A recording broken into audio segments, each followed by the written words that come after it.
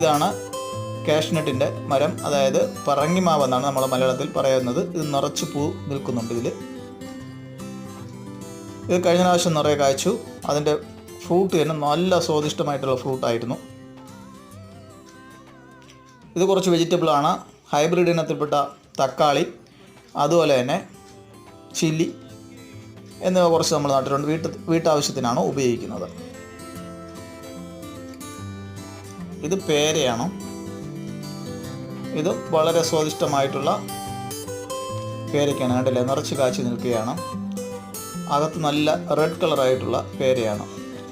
ഇതും അതുപോലെ തന്നെ കുറച്ചുകൂടി വലിയ ഇനത്തിൽപ്പെട്ട കിലോ പേരയാണ് ഇത് നിറച്ച് കാച്ചി നിൽക്കുകയാണ്. ഇതും വളരെ സ്വാദിഷ്ടമാണ്. ഇത് അബിയു ആണ്. മലേഷ്യയിലെ പ്രധാനപ്പെട്ട ഒരു ഫ്രൂട്ടാണ് അബിയു. പലരും നമ്മളിന്ന്